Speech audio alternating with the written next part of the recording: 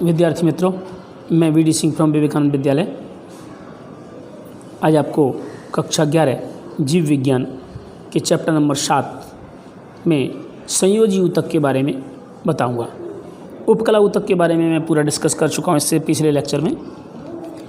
संयोजी का मतलब होता है जोड़ने वाला, अर्थात शरीर के अन्य ऊतकों एवं अंगों को एक दूसरे से जोड़ने वाला।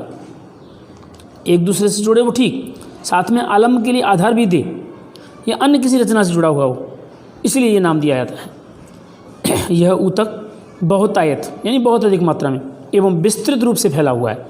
पूरे शरीर में बहुत ज़्यादा मात्रा में संयोजी ऊतक पाया जाता है। इसकी उत्पत्ति भ्रूणीय मेसोडर्म, भ्रूणीय मेसोडर्म मतलब मध्य गर्भस्तर, 3 गर्भस्तर होते हैं, बाह्य, मध्य और अंत है, तो मेसोडर्म यानी मध्य गर्भस्तर से होती है।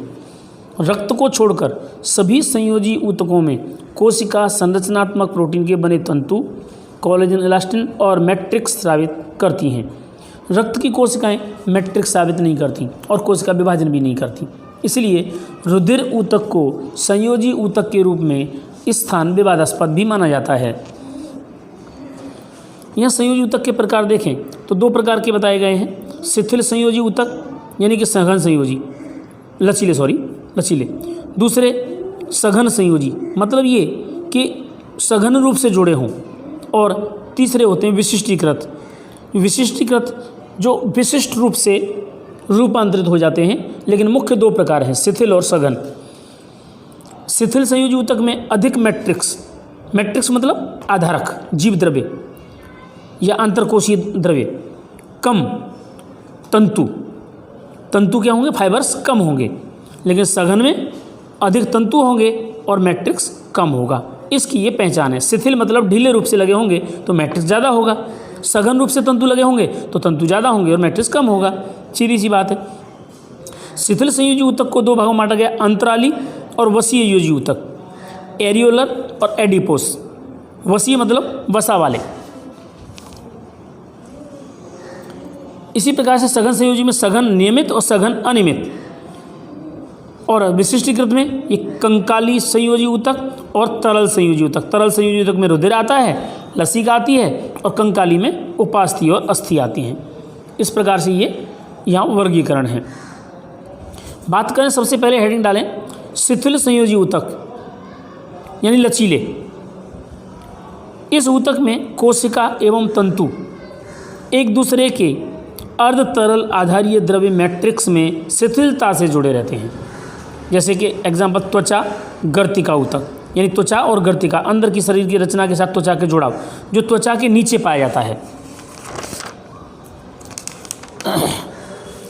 ये देखिए, ये एरियोलर शिथिल संयोजी ऊतक है, जहाँ पर 2 तरह के तंतु पाए जाते हैं। एक पीले रंग के दिखाई दे रहे हैं, पीले रंग के तंतु शाखित होते हैं, और सफ़ेद रंग के तंतु जो ब्लू कलर में बनाए मैंने, ये समूह में होते हैं और अशाखित होते हैं। इनमें कोलेजन द्रव्य पाया जाता है और पीले तंतुओं में इलास्टिन द्रव्य पाया जाता है। ये 2 तरह के तंतु पाए जाते हैं और 3 तरह की कोशिकाएं होती हैं। 3 तरह की कोशिका में एक तंतुकोरक कोशिका जो स्टार जैसी होती है और ये तंतुओं का निर्माण करती है, और दूसरी होती है मास्ट कोशिका जो कुछ ऐसे द्रव्य उत्पन्न करती है जो शरीर में प्रवेश करने वाले सूक्ष्म जीवों का नाश करती है, और तीसरे भक्षकाणु कोशिका। भक्षकाणु मतलब भक्षण करने वाली, महाकाय, बड़े आकार की कोशिकाएं होती हैं जो भक्षण कर द्रव्यों को नाश करती हैं। यहाँ इस उपकला संयोजी एरियोलर ऊतक में इस उपकला के लिए आधारीय ढांचे का कार्य करता है। इस ऊतक में प्रायः तंतुकोरक यानी तंतु उत्पन्न करने वाली कोशिका, महाभक्षकाणु कोशिका एवं मास्ट कोशिका, 3 तरह की कोशिकाएं पाई जाती हैं और 2 तरह के तंतु। कार्य तंतु निर्माण का इन कोशिकाओं का, और मैट्रिक्स आधारित द्रव्य स्रावित करना, ये इतना कार्य है। लेकिन अगर हम यहाँ देखें नीट के हिसाब से तो इसमें कई सारे और भी पॉइंट्स हैं, जिनमें तीनों कोशिकाओं के बारे में अलग अलग दिया है, तंतुओं के बारे में अलग अलग दिया है, दोनों का डिफरेंस भी आएगा। दूसरा है यहाँ वसीय ऊतक। यह मुख्यतः त्वचा के नीचे स्थित होता है। इस ऊतक की कोशिकाएं वसा संग्रह के लिए विशिष्ट होती हैं, यानी वसा संग्रह, फैट। ये देखिए पीले रंग के डॉट में यहाँ फैट जमा है। कोशिका के चारों तरफ दीवार है, यहाँ केंद्रक एक साइड में चला जाता है और बाकी का पूरा भाग कोशिका का वसा से घिर जाता है।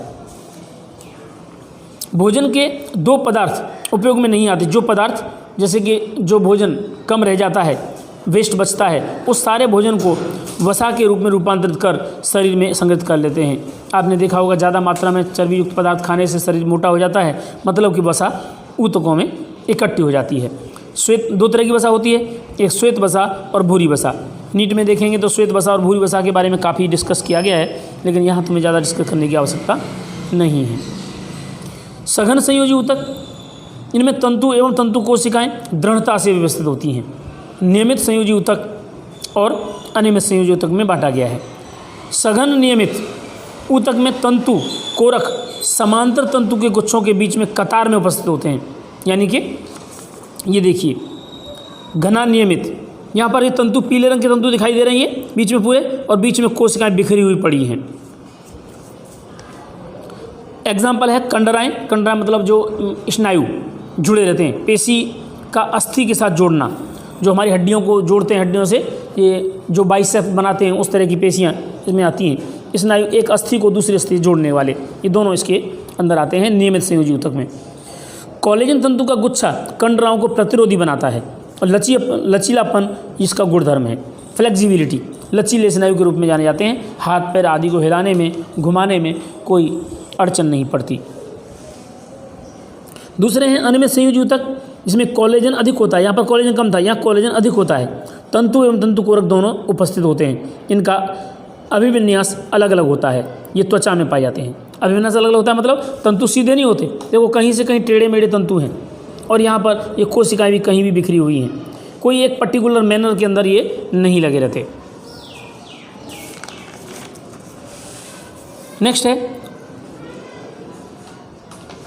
कंकाल संयोजी ऊतक, आलंबी ऊतक इसे कहते हैं, क्योंकि आलम्बन देता है, सहारा देता है। इसका मैट्रिक्स सघन एवं खनिज युक्त होता है, सहारा देने का काम करता है। दो प्रकार के होते हैं, उपास्थि और अस्थि, कार्टिलेज और बोन। सबसे पहले उपास्थि की बात करें तो आंतरकोशीय द्रव्य ठोस होता है।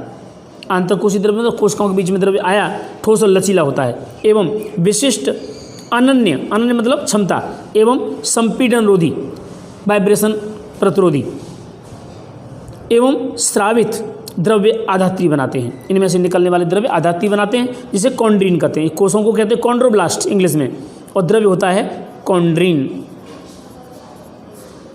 ये कांच जैसा चमकीला होता है, इसे कांचवत उपास्थि भी कहते हैं। एवं विभाजन कर सकती हैं ये कोशिकाएं।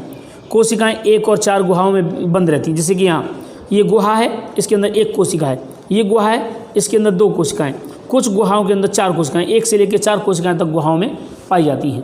यहाँ पर ये कोशिकाओं की रचना दिखाई गई है उपास्थि की। कशेर की भ्रूणावस्था में आई अधिकांश उपास्थियाँ वयस्क अवस्था में अस्थि में बदल जाती हैं। यानी कि जो बाल्यावस्था होती है, भ्रूण विकास हो रहा होता है, तब बच्चे के अंदर जो हड्डियाँ होती हैं वो सारी उपास्थियों की बनी होती हैं, इसी प्रकार की उपास्थि युक्त, लेकिन बाद में ये रूपांतरित करके अस्थि में बदल जाती हैं। हड्डियों के सिरे, जैसे ये पैर की अस्थि है, इसका ये ऊपर का सिरा है, इतना भाग ये उपास्थि का बना होगा, बाकी का भाग अस्थि का बना होगा। इस तरह से काफ़ी सारी जगह पर उपास्थियाँ पाई जाती हैं। वयस्क में कुछ ऐसी भी उपास्थियाँ हैं जो वयस्क अवस्था तक जो की तो रहती हैं, जैसे नाक की नोक, वाह्य कर्ण पल्लव, फ्लेक्सिबल होते हैं ना, नाक की नोक दबा सकते हैं, कान को पकड़ के हिला सकते हैं। मेरुदंड के साथ जुड़ी अस्थियाँ, पैर एवं हाथ के सिरे, ये हाथ और पैर की अस्थि है, ये मान लीजिए हाथ की अस्थि है फीमर, इसके ऊपर की ओर ये पाई जाती है। इसके अलावा मेरुदंड में भी पसलियों के पास साथ में जुड़े हुए जोड़ स्थानों पर भी ये पाई जाती है। दूसरी है नाक की नोक, वाह्य कर्ण पल्लव, मेरुदंड के साथ जुड़ी अस्थियाँ, पैर एवं हाथ के सिरों पर, ये एग्जाम्पल्स हैं, इसके एग्जाम्पल में लिख लेना। दूसरा है अस्थि, खनिज युक्त ठोस संयोजी ऊतक है, भंगुर है, मजबूत है, आधात्री, अनन्य कोलेजन युक्त और कैल्शियम लवण युक्त होता है, जिसके कारण मजबूत बन जाती है।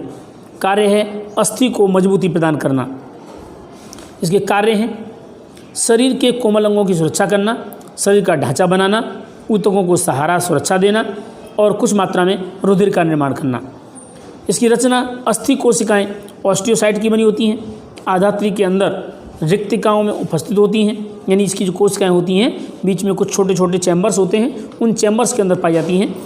और इनके दूसरे कार्य हैं, लंबी अस्थि जो होती हैं भार वहन करने में भी अनुकूलित होती हैं, अस्थि कंकाल पेशी से जुड़कर गति प्रदान करती हैं, और कुछ लंबी अस्थियां अस्थि मज्जा में लाल रक्त कणों का भी निर्माण करती हैं। यहाँ पर देखिए ये पूरा का पूरा एक हावर्जियन तंत्र है। इस तंत्र के अंदर ये चैम्बर है, चैम्बर के अंदर ये सेल है, बराबर। इस तरह से सेल्स पाई जाती हैं। इन्हें हम ऑस्टियो द्रव्य को कहते हैं, ओसीन द्रव्य, और यहाँ सेल्स को कहते हैं ऑस्टियोसाइट्स। ये अस्थि की रचना है। बात करें रुधिर की तो यह तरल संयोजी ऊतक है। रचना इसकी संरचना में जीव द्रव्य, लाल रक्त कण, श्वेत रक्त कण एवं पट्टिकाणु प्लेटलेट्स आए होते हैं।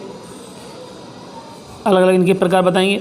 यह मुख्य संचारी तरल है। संचारी तरल मतलब द्रव्यों को स्थानांतरित करने वाला। इसका कार्य बहुत ही इंपॉर्टेंट है, विभिन्न पदार्थों के परिवहन में सहायता करता है। Glucose, fructose, sucrose, mannose, vitamin, उत्सेचक, अंतःस्राव, इन सबको एक स्थान से दूसरे स्थान पर पहुंचाना, और उत्सर्ग द्रव्यों, एंटीबॉडीज़, कुछ दूसरे सूक्ष्म जीवों को बाहर निकाल करके शरीर से मुक्त करना शरीर को, ये भी काम रुधिर का ही है। यहाँ पर रुधिर कोशिकाएं, ये लाल रक्त कणिकाएं हैं, केंद्रक बीन है, RBC केंद्रक बीन, और ये श्वेत रक्त कणिकाएं हैं, जिनमें श्वेत रक्त कणिकाओं के प्रकार होते हैं, 3 होते हैं। कणिकामय, ये कणिकामय है, कणिकायुक्त 3 होती हैं, और कणिका विहीन 2 होती हैं।